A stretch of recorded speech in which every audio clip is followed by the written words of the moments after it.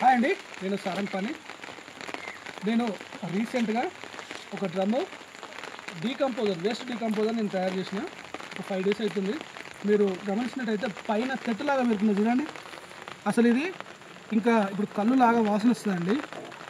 కొంచెం ఘాటుగా మనకు చూడండి, స్మెల్ కూడా పులిసిన వాసన వస్తుంది. తొందరగానే మనకు ఫర్మెంటేషన్ అయిందని చెప్పొచ్చు. మీరు గమనించినట్టయితే ఆల్రెడీ నేను చెట్లకు నేను ఇప్పుడు డిఏపి తీసుకొచ్చి వేసినండి. ఆల్రెడీ వెంటనే కరిగిపోతుంది. అందులోనే నేను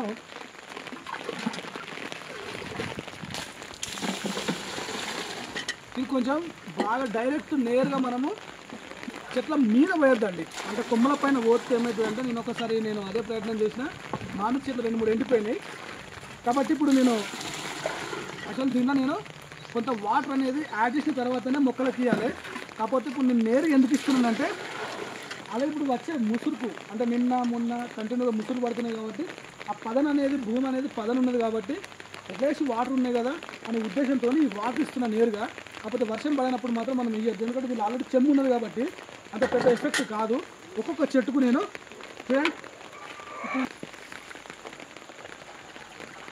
సైడ్లకు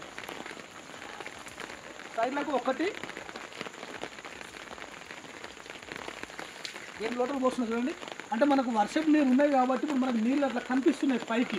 ఎందుకంటే దానికి మనం నేరుగా కూడా పోసినా నో ప్రాబ్లము. ఎందుకంటే ఈ వాన ముఖ్యంగా వాన కొట్టక ముందు మాత్రము నేరుగా పోస్తే మాత్రం చెట్లు కొంచెం ఆ ఏరు అదిరిపోయే అవకాశాలు ఉంటాయి.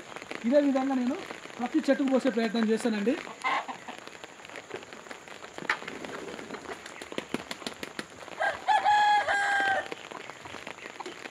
ఇంత ఎత్తుగా మనకు ఒక బోధలాగా చేసినాం కాబట్టి నేరుగా ఇప్పుడు మనం పోసేది కొంత చెట్టుకు 1 feet దూరంతో పోస్తున్నాం కదా, నేరుగా మనకు ఏరుకు అనేది ఈ లిక్విడ్ అనేది మనకు పట్టే అవకాశాలు ఉంటాయి.